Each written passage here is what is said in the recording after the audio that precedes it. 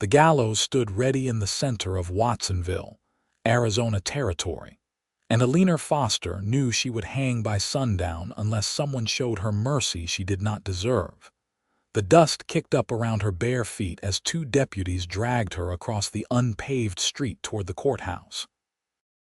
Her wrists were raw from the iron shackles, and her dark hair hung in tangled waves around her pale face.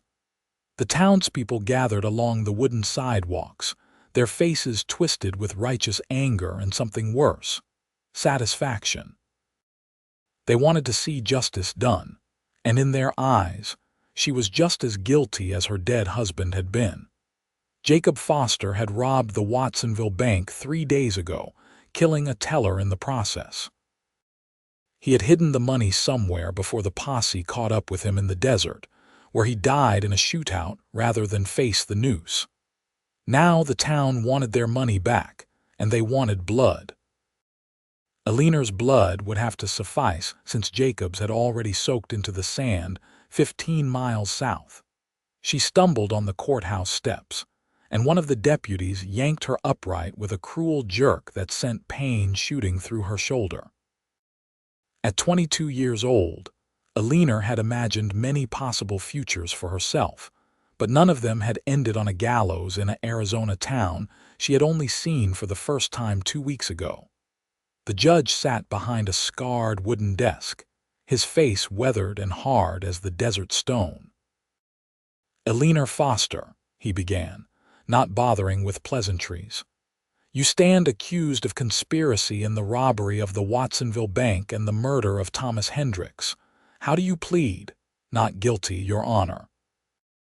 Her voice came out stronger than she expected, clear and steady despite the fear that made her knees weak. "I did not know what my husband planned. I did not know about any robbery until he came back to our camp with blood on his shirt and terror in his eyes." "Convenient story," the judge said, his bushy eyebrows drawing together. "Your husband robs our bank, kills one of our own, and you expect us to believe you knew nothing about it. I married Jacob 6 months ago in Tucson. I thought he was a cattle buyer. I did not know he was an outlaw until it was too late."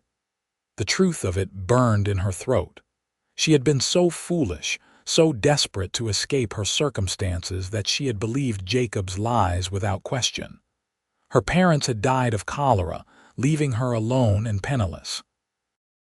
When the charming man with kind eyes had offered her marriage and security, she had accepted, asking too few questions. The courthouse door swung open with a bang that made everyone jump. A man stepped inside, his silhouette backlit by the harsh afternoon sun. As he moved into the room, Eleanor could see him clearly. Tall and broad-shouldered, with dark hair and eyes the color of storm clouds. A silver star gleamed on his vest. "Your Honor, I apologize for the interruption." His voice was deep and measured, the kind of voice that commanded attention without effort. "I am Marshal Vaughn Holbrook from Prescott. I have been tracking Jacob Foster for 3 months, and I have information relevant to this case." The judge's expression shifted from annoyance to interest. "Marshal Holbrook, your reputation precedes you. What information do you have?" Eleanor watched as the marshal removed his hat, revealing a strong face marked by sun and wind and what looked like a long scar along his jawline. He could not have been much older than 30, but his eyes held the weight of someone who had seen too much darkness. "I have been investigating Foster's gang for the better part of a year. He rode with 4 other men, all of them wanted for various crimes across 3 territories. Foster married this woman in Tucson 6 months ago, exactly as she stated. My investigation shows that she was kept ignorant of his criminal activities. Foster's pattern was to use wives and female companions as cover, making himself appear respectable while he planned his robberies. I have statements from 2 previous women who were similarly deceived and abandoned when Foster moved on to new territory." The courtroom erupted in whispers. Eleanor felt something crack open in her chest, something between hope and despair. She had not been special to Jacob at all. She had simply been useful. That does not prove she was not involved in this particular crime, the prosecutor argued, jumping to his feet. The money is still missing. Maybe she knows where it is. I do not know where any money is, Eleanor said, her voice rising. Jacob came back to our camp that night, told me to pack everything, and said we had to leave immediately. When I asked why, he struck me. She touched her cheek where the bruise had only just faded. He had never hit me before. I was frightened. Then the posse came and he rode off. He told me if I loved him, I would wait. So I waited like a fool, and when they found me 2 days later, Jacob was already dead. Marshal Holbrook's gray eyes found hers across the room, and she saw something unexpected there. Belief. It had been so long since anyone had looked at her without contempt or suspicion that it nearly undid her. Your Honor, the marshal continued, I would like to propose an alternative to hanging. Mrs. Foster is clearly a victim of Jacob Foster's deceptions. However, the town deserves restitution for their loss. I suggest a period of supervised labor to pay back the community, with Mrs. Foster's freedom conditional on her cooperation and good behavior. That is highly irregular, the judge said, but Eleanor could hear the consideration in his voice. Hanging her will not bring back Thomas Hendricks, and it will not recover the stolen money. But putting her to work under proper supervision gives this town a chance to recoup some of their losses while ensuring justice is served in a measured way. The judge stroked his beard, his eyes moving from the marshal to Eleanor and back again. And who exactly would supervise this arrangement? Marshal Holbrook. I would, Your Honor. I am due for some time in one location after months on the trail. I can remain in Watsonville and ensure Mrs. Foster fulfills the terms of her sentence. Eleanor's heart hammered against her ribs. She did not understand why this stranger was offering her mercy, but she seized onto it with both hands. Please, Your Honor, I will work however long it takes. I will do anything to make this right. The judge was silent for a long moment, the courtroom holding its collective breath. Finally, he nodded. Very well. Eleanor Foster, I sentence you to 2 years of supervised labor to be overseen by Marshal Vaughn Holbrook. You will work to repay your debt to this community. Any attempt to flee or any criminal activity will result in immediate execution of the original sentence. Do you understand? Yes, Your Honor. Thank you. The relief made her dizzy. As the deputies removed her shackles, Eleanor caught the marshal's eye again. His expression was unreadable, but something passed between them in that moment. Some wordless acknowledgement that her life had just taken a turn she could never have anticipated. Outside the courthouse, the crowd had dispersed, disappointed at being denied their spectacle. Marshal Holbrook stood on the steps, settling his hat back on his head as Eleanor emerged into the fading sunlight. Her wrists were free for the first time in 3 days, and she rubbed at the raw skin absently. Thank you, she said, because the words needed to be spoken even though they felt inadequate. I do not understand why you helped me, but thank you. I helped you because it was the right thing to do. His voice was matter-of-fact, without any trace of self-congratulation. I have seen too many people punished for crimes they did not commit. Justice should be about truth, not revenge. What happens now? Now we find you a place to stay and work. Can you cook? Yes. I can clean, so tend a garden. My mother taught me to keep a household. He nodded, his gray eyes scanning the street. The boarding house needs help. Mrs. Patterson lost her cook last month, and she has been struggling to keep up. The work will be hard and the hours long, but you will have a room and meals. I am not afraid of hard work, Marshal. Something that might have been respect flickered across his face. Call me Vaughn. If we are going to be working together for the next 2 years, we might as well dispense with formalities. Eleanor, she offered in return, though he already knew her name. Vaughn led her down the main street of Watsonville, past the general store and the saloon, past the bank that Jacob had robbed. People stared as they passed, some with curiosity, others with barely concealed hostility. Eleanor kept her head up, refusing to give them the satisfaction of seeing her shame. The boarding house stood at the end of the street, a 2-story structure with a wide porch and lace curtains in the windows.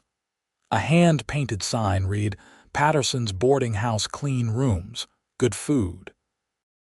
Vaughn climbed the steps and knocked on the door. The woman who answered was in her 50s, with steel gray hair pulled back in a severe bun and sharp blue eyes that took in Eleanor's bedraggled appearance with a single sweeping glance. "Marshal Holbrook, what can I do for you, Mrs. Patterson? This is Eleanor Foster. Judge Harrington has sentenced her to supervised labor, and I thought you might have use for her at the boarding house." Mrs. Patterson's expression hardened. "Foster? As in Jacob Foster, the man who robbed our bank and killed Thomas Hendricks." "His widow," Vaughn corrected gently, "who had no part in his crimes and deserves a chance to prove herself." "The whole town knows who she is," Mrs. Patterson said, her tone skeptical. "Having her here could drive away my boarders." "Or it could give you the help you desperately need," Vaughn countered. "Eleanor can cook, clean, and sew. She is willing to work hard to repay her debt to this community. You would be doing the town a service by giving her that opportunity." Eleanor watched the older woman's face, seeing the calculation there, the weighing of practical need against social pressure. Finally, Mrs. Patterson sighed. "I suppose I could use the help. But she sleeps in the attic room, takes her meals in the kitchen, and if there is even a hint of trouble, she is gone." "Understood, understood," Eleanor said quickly. "I will not cause any trouble, madam, I promise. We will see about that." Mrs. Patterson stepped aside to let them enter. The interior of the boarding house was clean and neat, with worn but comfortable furniture and the smell of bread baking. "The kitchen is through here. I will show you where things are, and you can start with preparing dinner. We have 6 boarders currently, plus myself, so you will be cooking for 7. Can you handle that?" "Yes, madam." As Mrs. Patterson led Eleanor deeper into the house, Vaughn called after them, "I will be by tomorrow to check on how things are going." Eleanor turned back to look at him, this man who had saved her life for no reason she could fathom. He stood framed in the doorway, the setting sun painting the sky orange and purple behind him. "Thank you," she said again, meaning it with everything she had. He touched the brim of his hat in acknowledgement and was gone. The attic room was small and stifling in the late summer heat, with a single narrow bed, a washstand, and a trunk for her belongings. Not that Eleanor had any belongings beyond the dress she wore, and the few items the deputies had allowed her to retrieve from the camp where Jacob had left her. She sat on the edge of the bed, her body finally allowing itself to feel the exhaustion and fear of the past 3 days. She had come so close to dying. The feel of the rope around her neck, the jeering crowd, the certainty that her life would end at 22 for crimes she had not committed, it had all been so terrifyingly real. And then Vaughn Holbrook had walked through that door, a stranger with a Lawman star and unexpected mercy. Sleep did not come easily that night. Every time Eleanor closed her eyes, she saw Jacob's face, remembered the way his expression had changed from charming to cold in an instant. She had loved him, or thought she had. Now she wondered if she had ever known him at all. Morning came too early. Mrs. Patterson knocked on the attic door before dawn, calling out that breakfast needed to be ready by 6. Eleanor splashed water on her face, braided her hair, and descended to the kitchen with determination. She would prove herself. She would work until her hands bled if that was what it took to earn back her freedom and perhaps, someday, her good name. The kitchen was large and well-equipped, with a cast-iron stove, a generous work table, and shelves stocked with flour, sugar, salt, and various preserves. Eleanor lit the stove and set to work making biscuits, frying bacon, and preparing eggs. The familiar motion soothed her, reminded her of mornings with her mother before illness had stolen her away. The boarders trickled into the dining room as the sun rose, their voices carrying into the kitchen. She heard them asking Mrs. Patterson about the new cook, heard the whispers when they learned who she was. But when she carried out the platters of food, they fell silent, and she saw grudging appreciation in their eyes when they tasted her cooking. "These are the best biscuits I have had in months," one man said, a grizzled miner with dirt permanently embedded under his fingernails. "Tell your cook she has a gift." Mrs. Patterson's expression softened slightly. "I will pass along your compliments." Eleanor returned to the kitchen with a small, fragile hope growing in her chest. Perhaps this could work. Perhaps she could build something here from the ruins Jacob had left behind.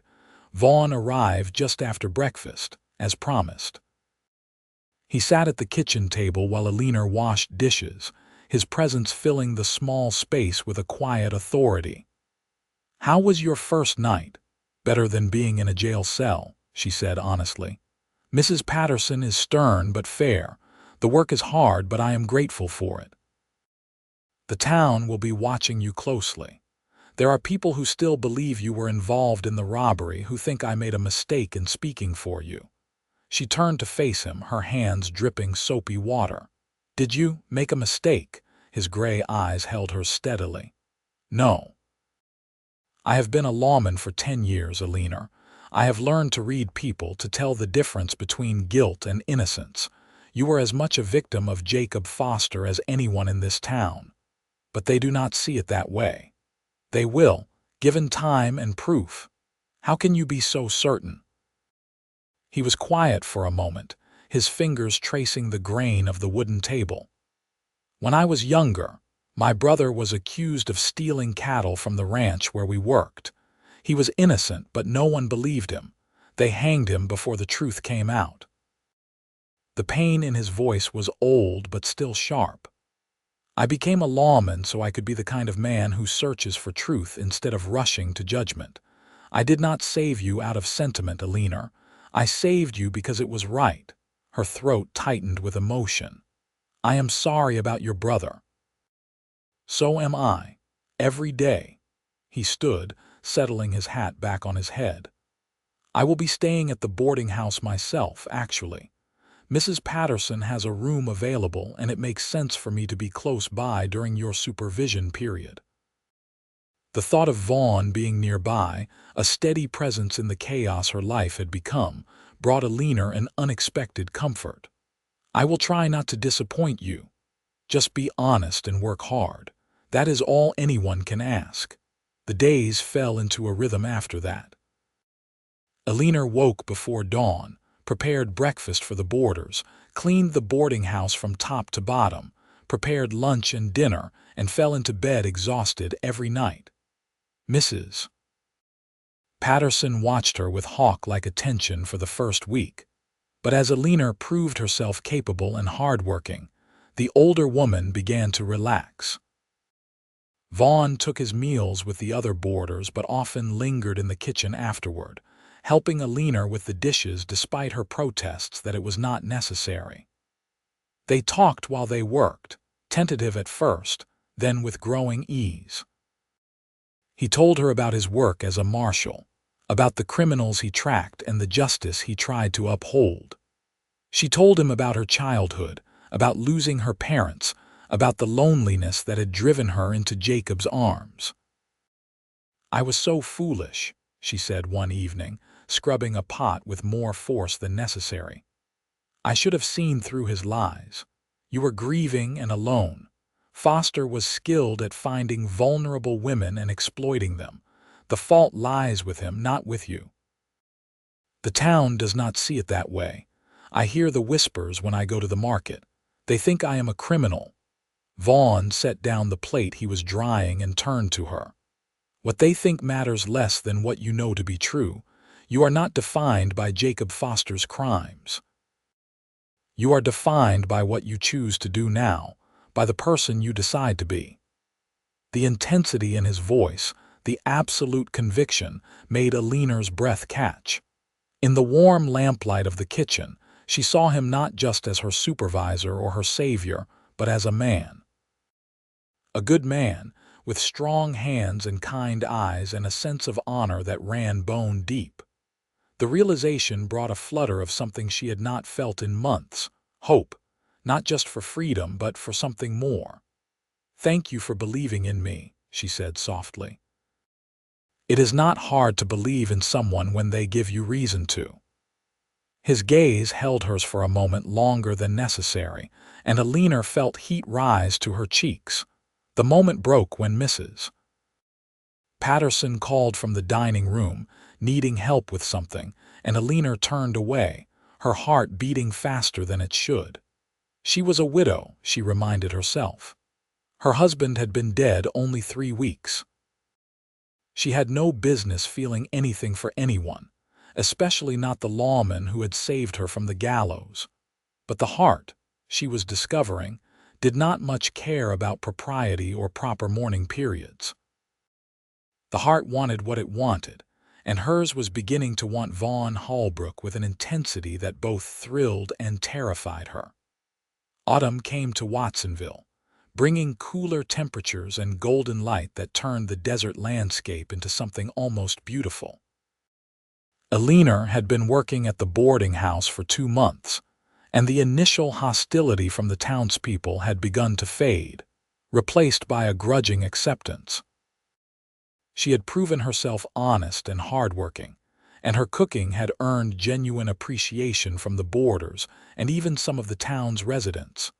Vaughn remained a constant presence, steady and reliable. He had taken on some work helping the local sheriff maintain order in Watsonville, giving him a reason to stay beyond supervising Eleanor. They had fallen into an easy companionship, spending their evenings talking in the kitchen, or sometimes walking through town as the sun set, Vaughn pointing out constellations in the vast Arizona sky. "My father taught me the stars," he said one October evening as they stood on the boarding house porch. He was a cattle driver, spent most of his life under the open sky. He said a man who could read the stars would never be truly lost. "I wish I had known my father better," Eleanor said, wrapping her shawl tighter against the evening chill. "He died when I was 15, and I was too young to ask him the important questions." "What would you have asked him?"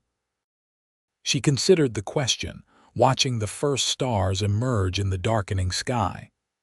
How to tell the difference between love and loneliness, how to know if someone is worthy of trust, how to build a life worth living.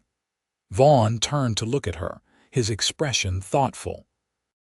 "Those are hard questions. Questions I should have asked before I married Jacob. You cannot change the past, Eleanor. You can only move forward." "Is that what you do? Move forward without looking back?" "I try. It does not always work." He leaned against the porch railing, his profile sharp against the fading light.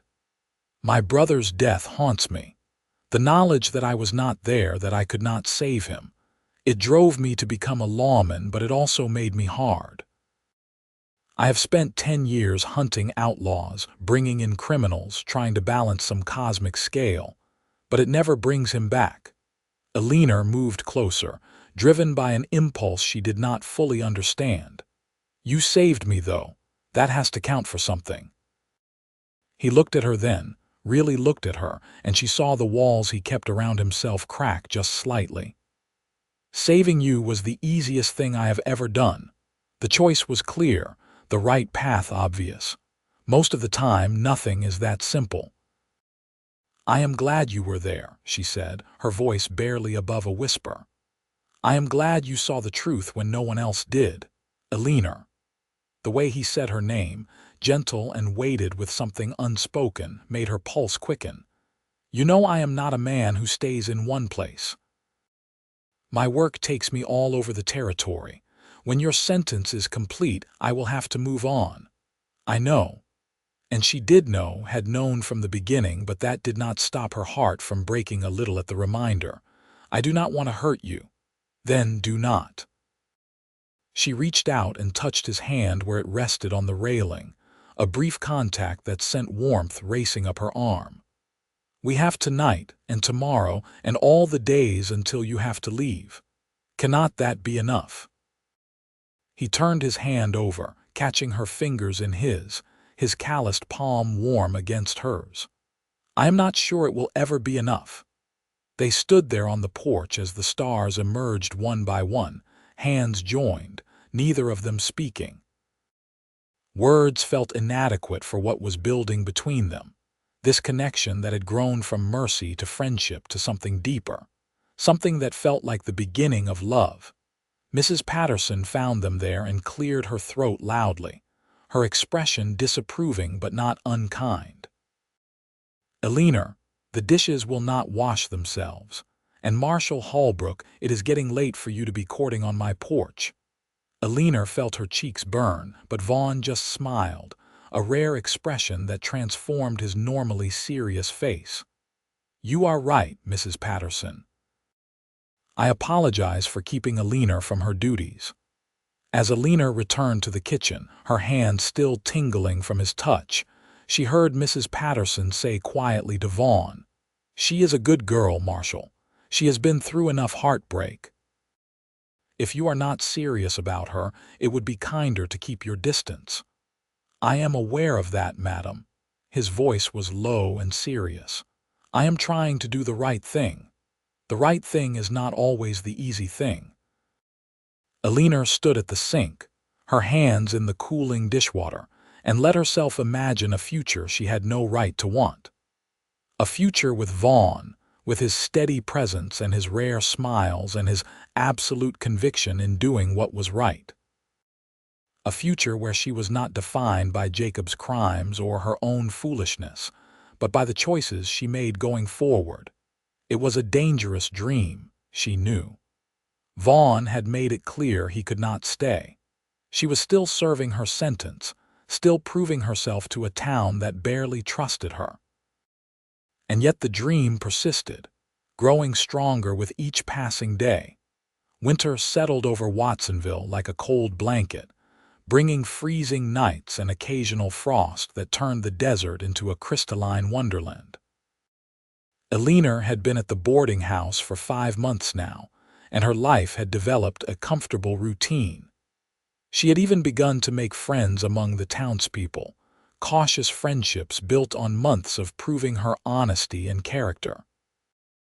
Vaughn had helped the sheriff solve a string of thefts that had plagued the town, earning him respect and gratitude from the residents.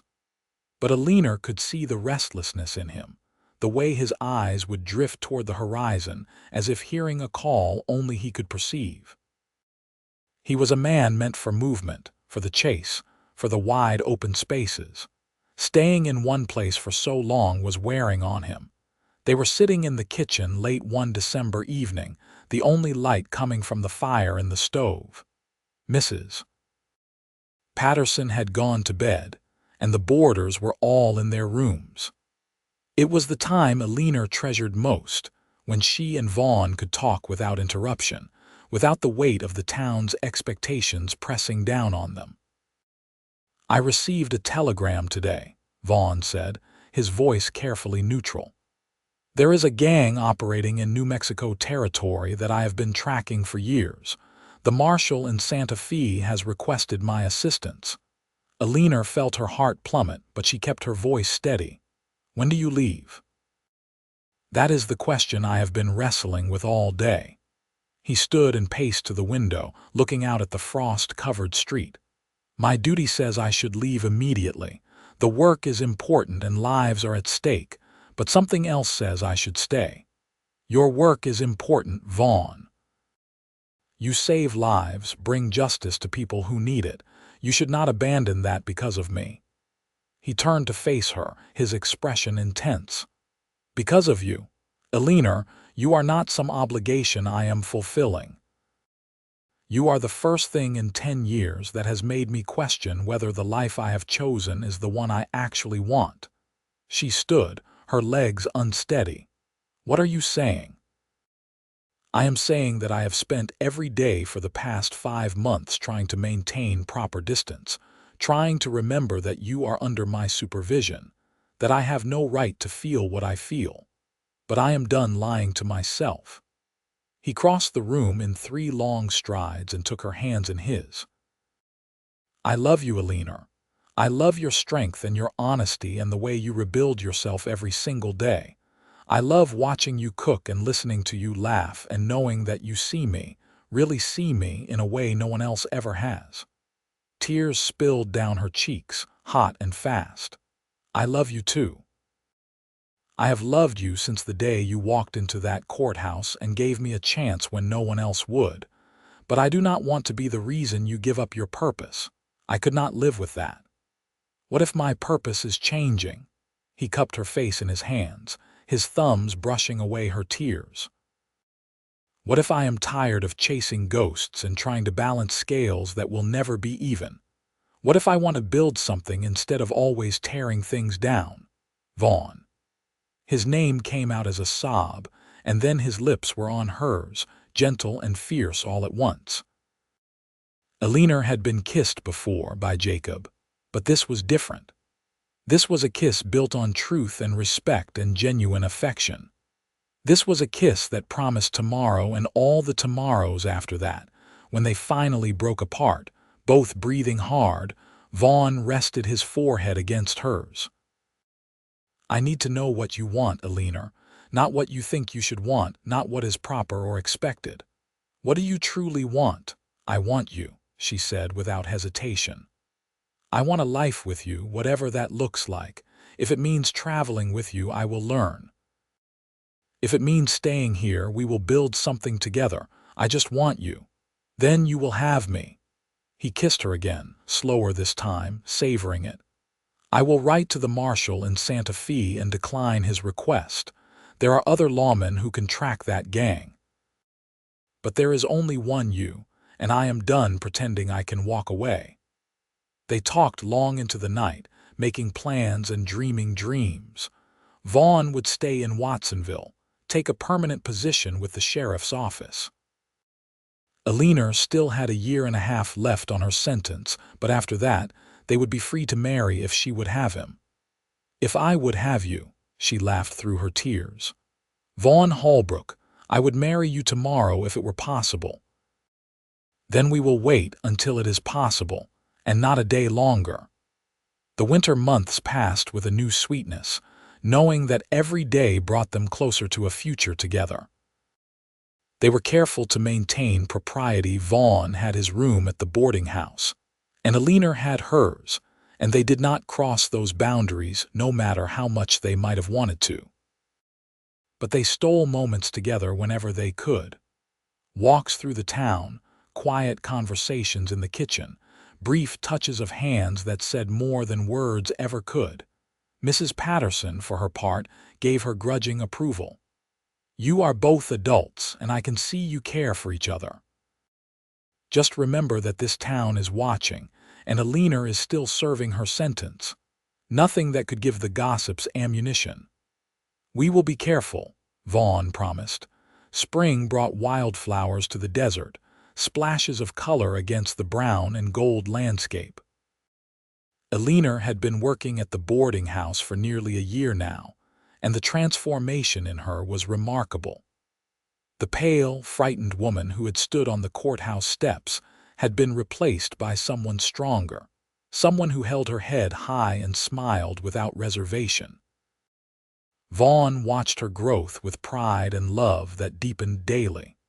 He had made the right choice in staying. He knew that with absolute certainty. His work with the sheriff's office was satisfying in a different way than his years as a traveling marshal had been.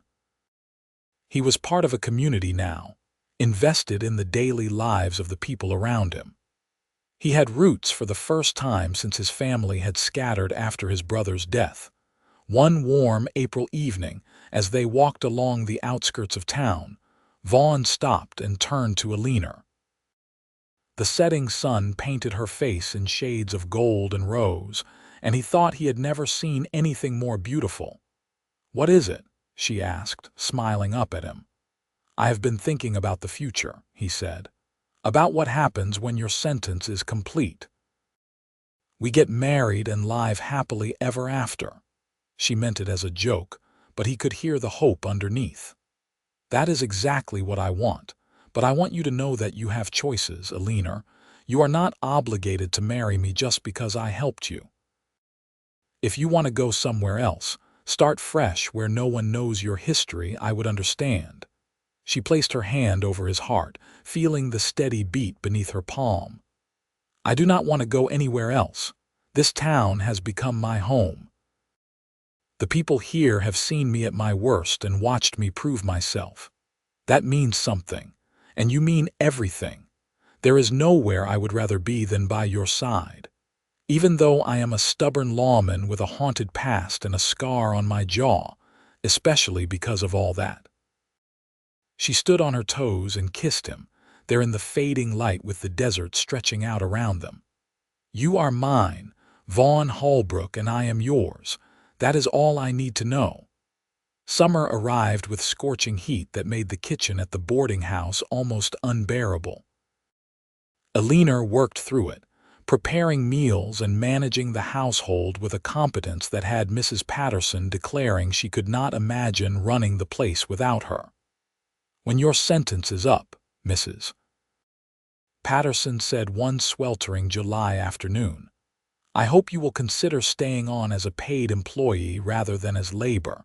You have more than earned your freedom, Eleanor, but I would miss you terribly if you left." "I will be staying in Watsonville," Eleanor assured her. "Vaughn and I plan to marry, and I will need work until we can afford our own place. If you will have me, I would be honored to continue working here." The older woman's stern face softened into something almost maternal. "You have come a long way from the frightened girl who showed up on my doorstep a year ago. Your parents would be proud of the woman you have become." The words brought tears to Eleanor's eyes. She had spent so long ashamed of her choices, ashamed of being Jacob Foster's widow, that she had forgotten she could be proud of herself. But she had survived and adapted and built a new life from nothing. That was worth celebrating. August brought news that made the entire town rejoice. The stolen money from the bank robbery had been found. A prospector had discovered Jacob Foster's saddlebags hidden in a cave 15 miles outside of town. The money intact except for what Jacob had spent on supplies before his death. The bank would be made whole again, and the shadow of the robbery could finally lift. For Eleanor, the discovery meant even more. The judge agreed to reduce her sentence, acknowledging that the return of the money and her exemplary behavior over the past year warranted leniency. Instead of another year and a half of supervised labor, she would be free by Christmas. 5 more months, she told Vaughn that night, her eyes shining with tears of joy. 5 more months and we can start our real life together. He pulled her into his arms, holding her close despite the summer heat. "I would wait 5 years if I had to, but I am glad we only have to wait 5 months. They began making concrete plans. Vaughn had saved most of his pay over the years, and he had enough to purchase a small piece of land on the edge of town. They would build a house, nothing fancy but solid and comfortable. Eleanor would continue working at the boarding house part-time, and Vaughn would keep his position with the sheriff's office. It was a simple life they were planning, but it was theirs, and that made it precious beyond measure. The fall brought cooler temperatures and a sense of anticipation that made every day feel charged with possibility. Eleanor counted down the weeks, then the days, until her sentence would be complete. The town had fully accepted her now, and several women had even approached her about starting a quilting circle or a reading group. She was no longer the outlaw's widow who had to be tolerated. She was simply Eleanor, a valued member of the community. On Christmas Eve, exactly 18 months after Judge Harrington had sentenced her to supervised labor, Eleanor stood in the courthouse once again. But this time there were no shackles, no hostile crowd, no gallows waiting outside. This time, Vaughn stood beside her, his hand warm in hers as the judge officially declared her sentence complete. "Eleanor Foster, you have more than fulfilled the terms of your sentence.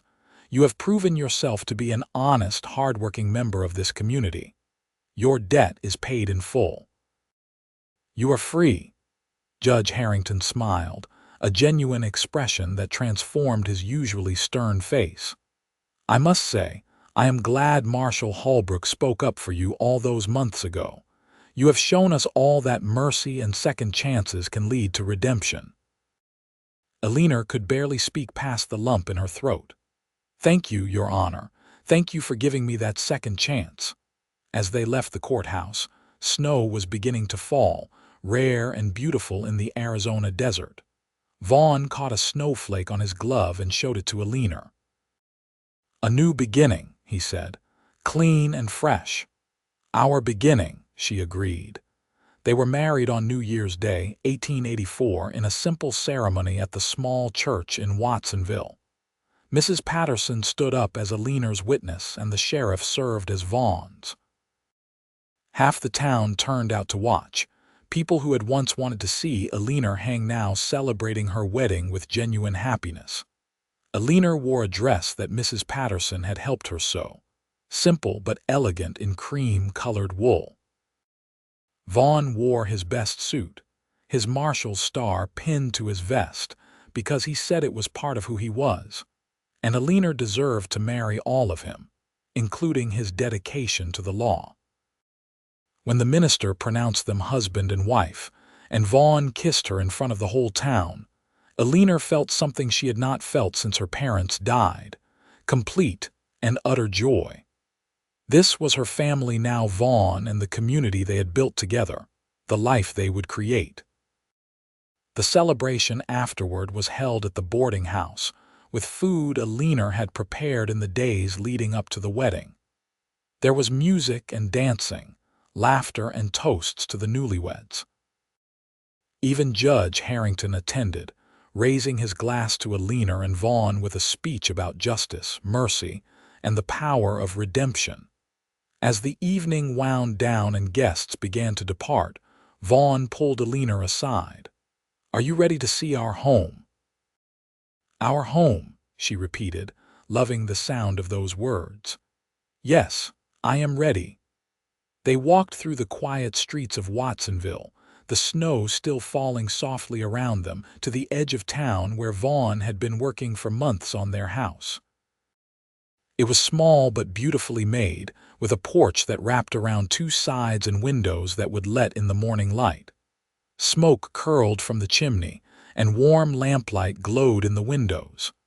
"When did you have time to light the fire and the lamps?" Eleanor asked, laughing. "I may have had some help from the sheriff," Vaughn admitted.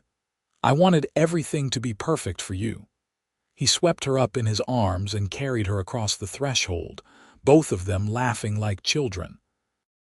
The interior of the house was warm and welcoming, with furniture that Vaughn had built himself and curtains that Eleanor had sewn.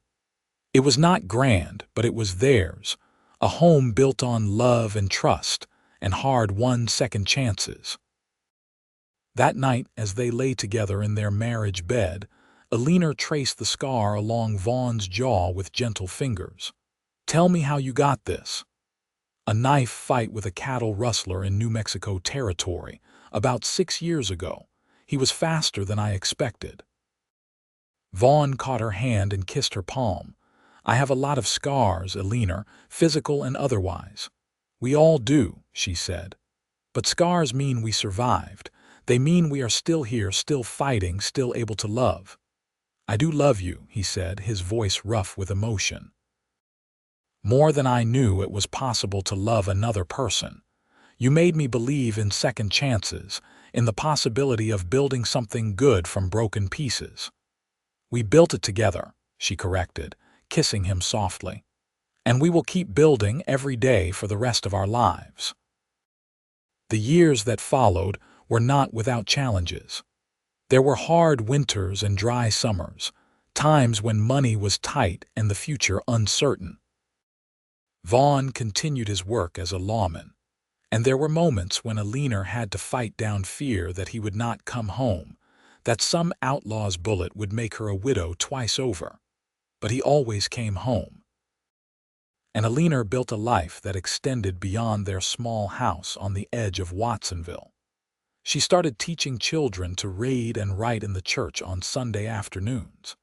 She helped Mrs. Patterson run the boarding house when the older woman's arthritis became too painful for heavy work. She became a friend and confidante to many of the women in town, someone they could turn to for advice or comfort. On a warm spring day in 1885, Eleanor discovered she was pregnant. The news filled her with a complex mixture of joy and terror. She had never been a mother before, had no idea if she would be any good at it. But when she told Vaughn that evening, the look of pure happiness on his face dispelled all her fears. "We are going to have a baby," he said, as if testing out the words. Then he pulled her into his arms and held her like she was made of spun glass. "We are going to have a baby." Their son was born in December of that year, a healthy boy with his father's gray eyes and his mother's dark hair. They named him Samuel, after Vaughn's brother, and the act of speaking that name over their child felt like a healing, a way of honoring the past while embracing the future. Vaughn proved to be a devoted father, balancing his duties as a lawman with his responsibilities at home. Eleanor would often find him in the nursery late at night, holding Samuel and telling him stories about the stars, the same stories his own father had told him years ago. "You are going to spoil him," Eleanor said one night, watching from the doorway. "He is my son. I am allowed to spoil him." Vaughn looked up at her, his face soft with love. "Besides, I never thought I would have this. A wife, a child, a real home. I want to savor every moment." "We have many moments ahead of us," Eleanor said, coming to stand beside them. "A whole lifetime of moments." When Samuel was 6 months old, Mrs. Patterson passed away peacefully in her sleep. It was a blow to Eleanor, who had come to think of the older woman as a surrogate mother. But Mrs. Patterson had left the boarding house to Eleanor in her will, a final act of faith in the young woman she had taken a chance on years before. "She believed in you," Vaughn said as they read the will together. "Just like I believed in you." "I hope I can honor that belief," Eleanor said, tears streaming down her face. "She gave me so much." Running the boarding house while caring for a young child was challenging, but Eleanor managed with help from Vaughn and a young woman named Mary who came to work as a cook.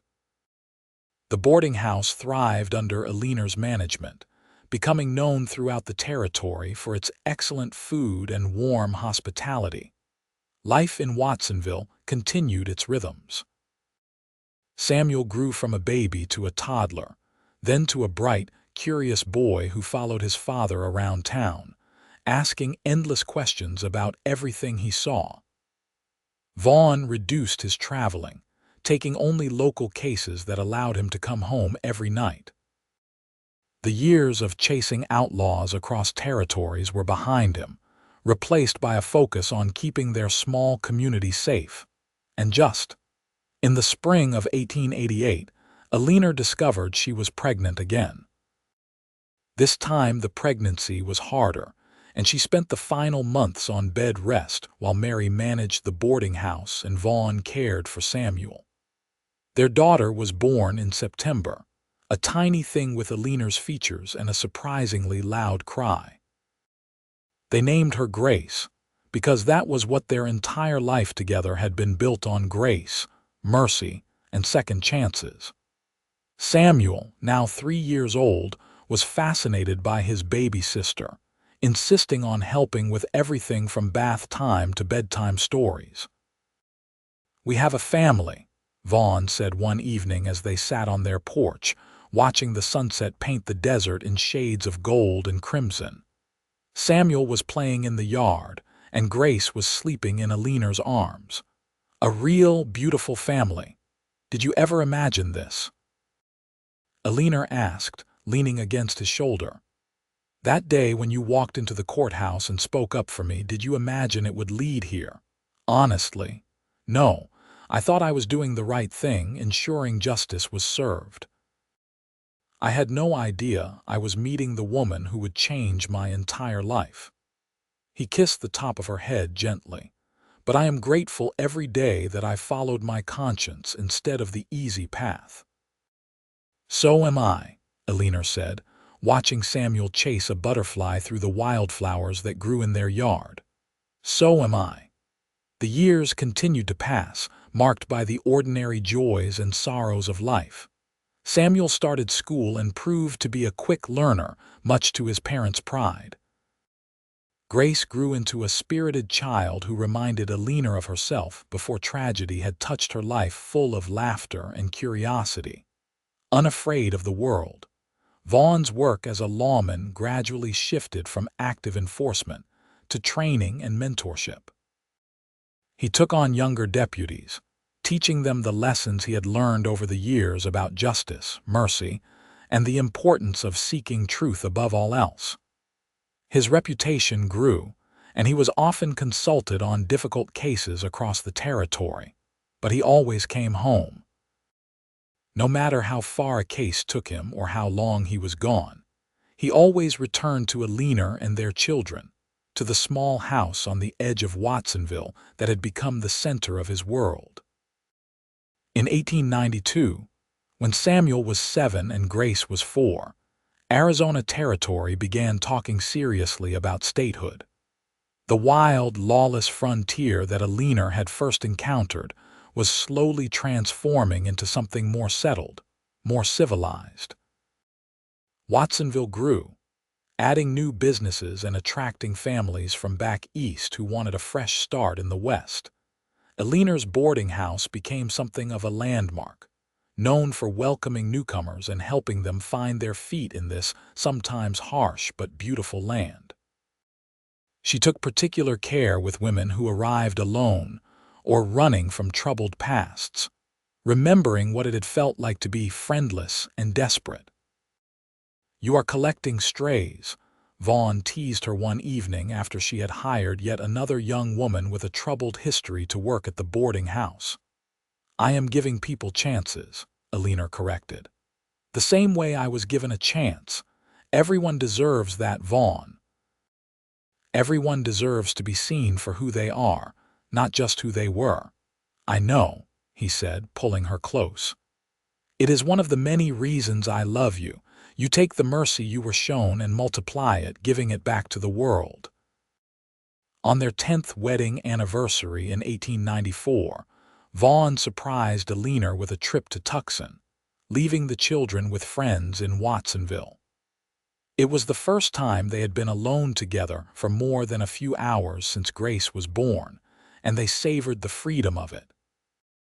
They stayed in a nice hotel, ate in restaurants instead of cooking at home, and walked through the city hand in hand like newlyweds.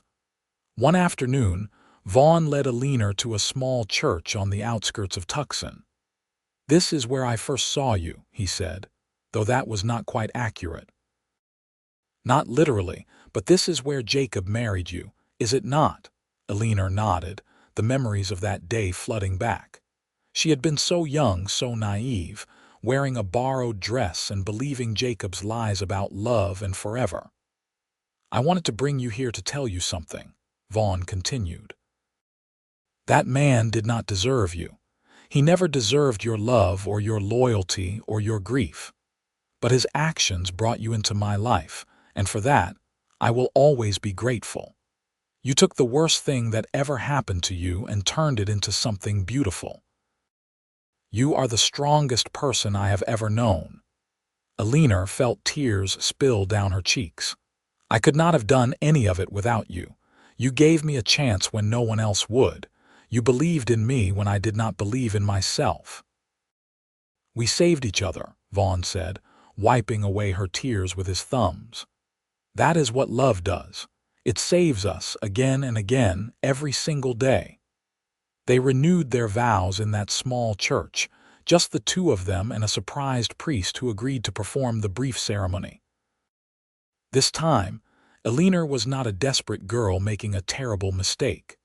She was a woman who knew exactly what she wanted and who she wanted to spend her life with. "I, Eleanor Foster Holbrook, take you, Vaughn Holbrook, to be my husband, again and always for all the days of my life. I, Vaughn Holbrook, take you, Eleanor Foster Holbrook, to be my wife, again and always for all the days of my life." The words were simple but profound, a reaffirmation of the promises they had made 10 years earlier and kept faithfully through all the joys and challenges that followed. When they returned to Watsonville, they found that Samuel and Grace had conspired with their friends to throw a surprise anniversary party. The whole town turned out, filling the boarding house with laughter and music and celebration. Judge Harrington, now elderly but still sharp, gave a toast that brought tears to many eyes. 10 years ago, I made a decision that many questioned.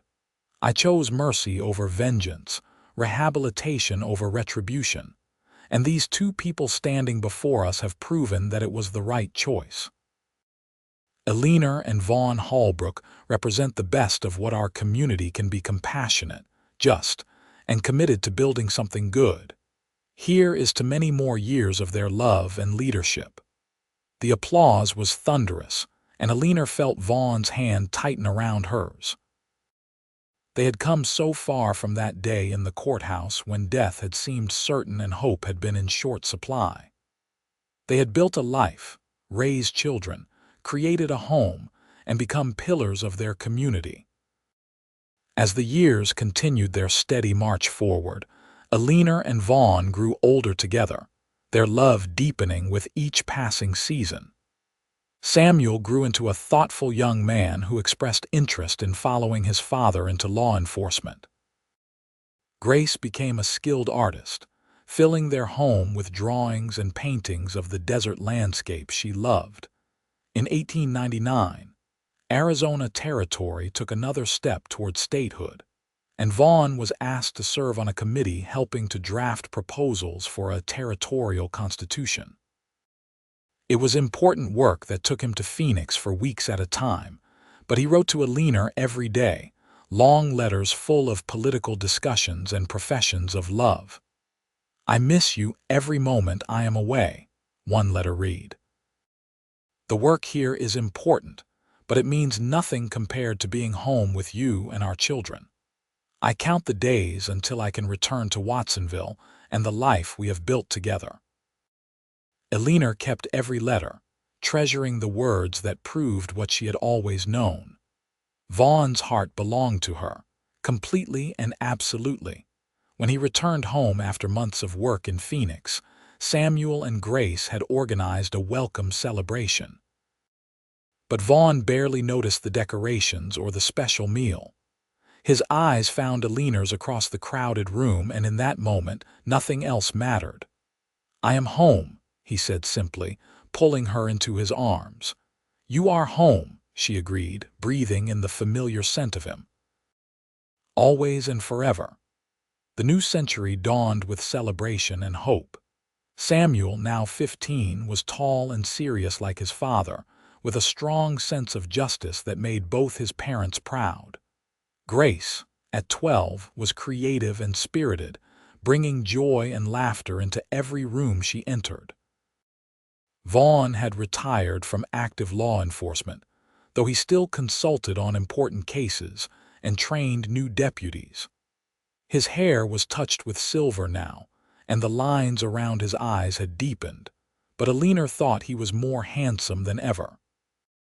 The years had refined him, softened some of his harder edges while leaving his core of integrity intact. Eleanor ran the boarding house with practiced efficiency, her reputation for kindness and excellent hospitality spreading throughout the territory. She had become a respected businesswoman, consulted by others who wanted to start similar enterprises. But she never forgot where she had come from, never lost sight of the mercy that had saved her life and given her a second chance. On quiet evenings, when the children were occupied with their own pursuits and the boarding house was settled for the night, Eleanor and Vaughn would sit on their porch and watch the sun set over the desert they had come to love.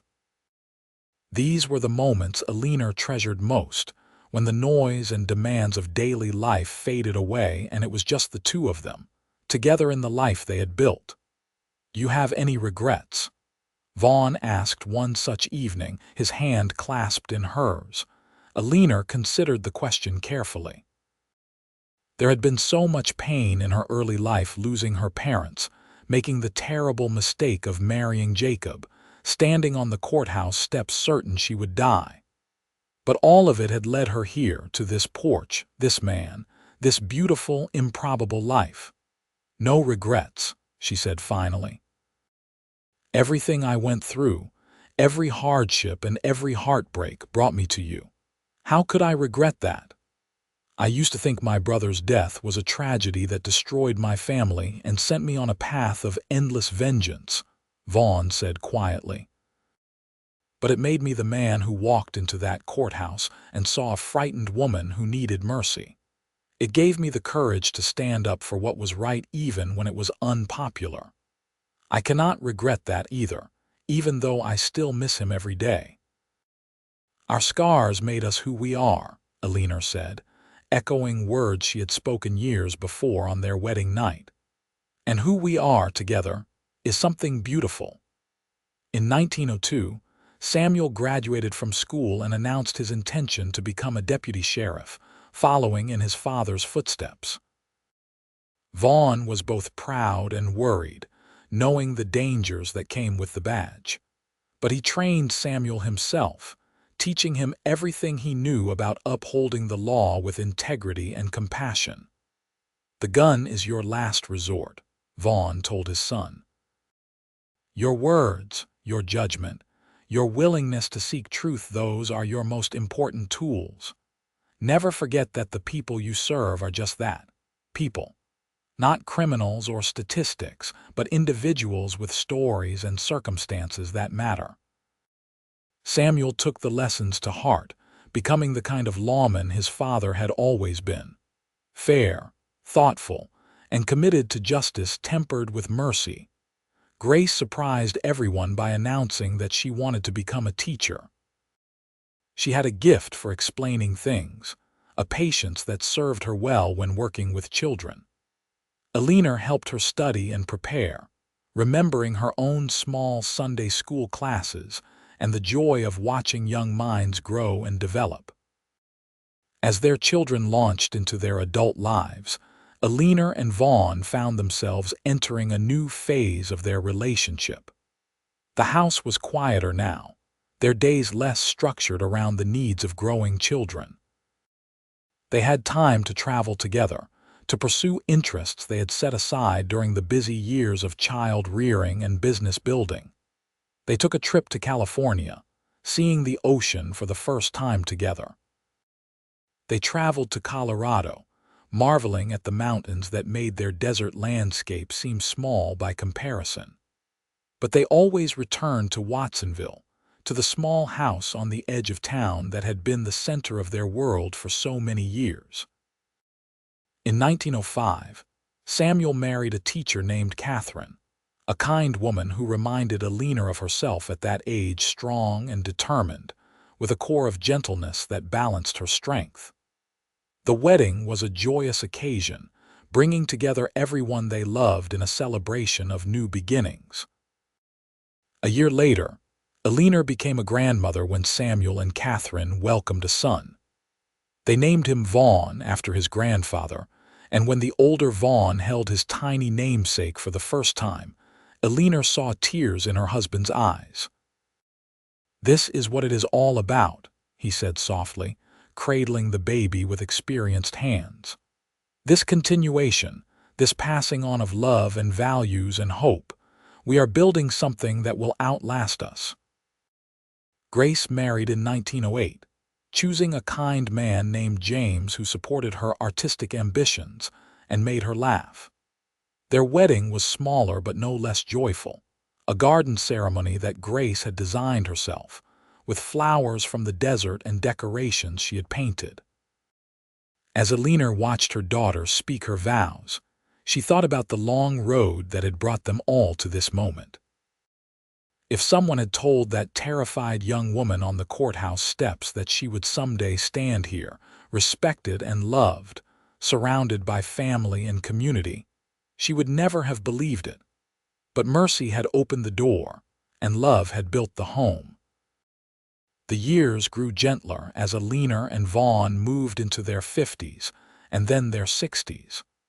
They slowed down, letting others take over much of the daily work of running the boarding house and maintaining order in Watsonville. But they were still vital parts of their community, still sought out for advice and wisdom earned through decades of living. Their grandchildren grew, and then great-grandchildren joined the family. Samuel's son Vaughn became a lawyer, using his grandfather's name and values to fight for justice in courtrooms instead of on dusty streets. Grace's children inherited her artistic talents, filling the world with beauty and color. Through it all, Eleanor and Vaughn remained deeply, irrevocably in love. Age had not dimmed their affection, but rather refined it, burning away everything superficial and leaving only the essential truth. They belonged together, had always belonged together from that first moment in the courthouse when their eyes met and something clicked into place. On their 40th wedding anniversary in 1924, their family threw a grand celebration. The boarding house was packed with children, grandchildren, great-grandchildren, and friends accumulated over 4 decades in Watsonville. Eleanor wore a dress that Grace had helped her sew, and Vaughn wore his best suit with his long, retired marshal's star pinned over his heart. Judge Harrington had passed away years before, but his successor gave a toast that captured the essence of their story. Eleanor and Vaughn Holbrook represent the very best of what the West has become. They took mercy and turned it into a legacy of love, justice, and community that has touched countless lives. We are all better for knowing them. As the party wound down and family members began to depart, Eleanor and Vaughn found themselves alone on their porch once more, watching the sunset as they had done thousands of times before. The desert spread out before them, familiar and beloved, the landscape of their shared life. 40 years, Eleanor said, marveling at the passage of time. It seems like yesterday and a lifetime ago all at once. Best 40 years of my life, Vaughn said, his voice roughened by age but still strong. Every day with you has been a gift, even the hard days, especially the hard days.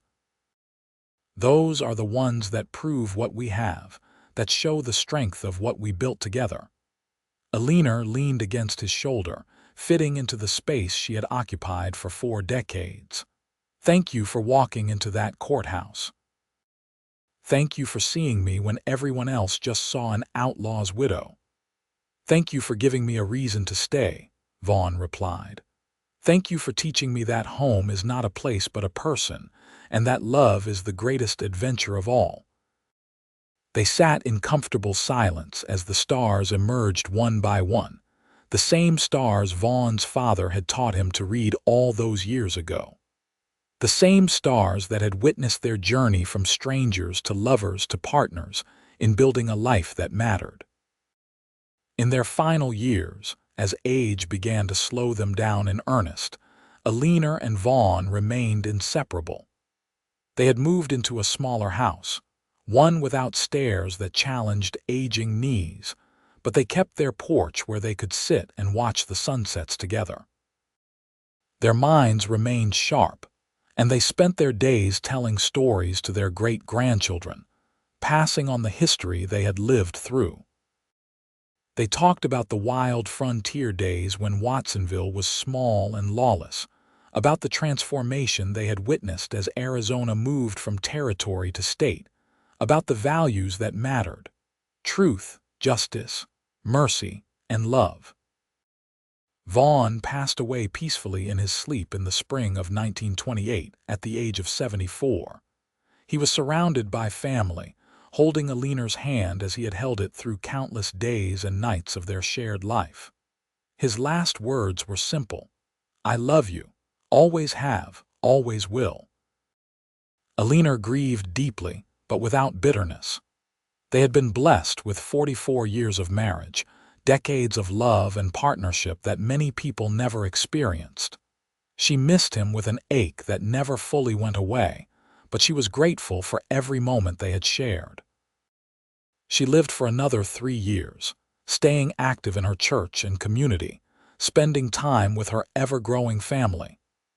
But everyone could see that part of her had gone with Vaughn, that she was waiting patiently for the day when they would be reunited. On a warm autumn evening in 1931, Eleanor sat on her porch watching the sunset, surrounded by photographs of her life. Her wedding day, Samuel and Grace as children, countless family celebrations, and always, Vaughn's steady presence at her side. She was 89 years old and she was ready. That night, she passed away peacefully in her sleep, a small smile on her face as if she was dreaming of something wonderful. Her family found her in the morning, her hand resting over her heart, peaceful and content. They buried her next to Vaughn in the Watsonville cemetery under a simple headstone that read, "Eleanor Foster Holbrook, 1862–1931. Beloved wife, mother, grandmother, she turned mercy into love." At the funeral, Samuel stood before the gathered crowd and told the story his mother had shared many times over the years. "My mother came to Watsonville expecting to die. She was alone, frightened, convicted of crimes she did not commit. But my father saw the truth when others saw only guilt. He showed her mercy, and that single act of compassion changed both their lives and touched all of ours. They built something beautiful together, something that will endure long after we are all gone." That is their legacy. Proof that mercy matters, that second chances can transform lives, and that love, when it is real and true, can overcome anything. The years passed, but the story of Eleanor and Vaughn Holbrook became part of Watsonville's history, told and retold to new generations. The boarding house that Eleanor had run for so many years was eventually turned into a historical landmark, preserved as an example of the hospitality and community spirit that had helped build the West. Their descendants spread across the country, carrying with them the values Eleanor and Vaughn had instilled: integrity, compassion, the courage to stand up for what is right even when it is difficult, and the understanding that everyone deserves mercy and a second chance. In the end, their story was not about the dramatic rescue or the outlaw husband, or even the sentence that had brought them together. It was about two people who found each other against impossible odds and chose, every single day, to build a life of love and meaning. It was about mercy freely given and gratefully received, about scars that became sources of strength, about the power of seeing people for who they truly are rather than who others say they must be. It was a love story written across the desert landscape of the American West, simple and profound, ordinary and extraordinary all at once. And though Eleanor and Vaughn had been gone for decades, their love remained, alive in the hearts of their family and in the very foundations of the community they had helped build. The little house on the edge of Watsonville stood for many years after they were gone, weathered by wind and sun but still sturdy, still welcoming. The porch where they had sat through countless sunsets became a favorite spot for their great-great-grandchildren to play, and sometimes, in the golden light of evening, people swore they could almost see two figures sitting there, hands clasped, watching the desert turn to gold. It was said that if you listened carefully on those quiet evenings, you could hear echoes of their laughter, gentle and warm, a reminder that love, when it is true and deep, and built on a foundation of mercy and understanding, never really dies.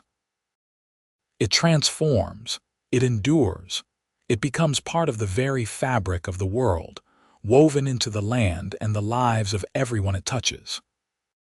And so the story of the outlaw's widow who had nowhere to go and the lawman cowboy who gave her mercy lived on, a testament to the transformative power of compassion, the redemptive nature of love, and the beautiful truth that sometimes the greatest adventures begin not with grand gestures but with simple acts of human kindness.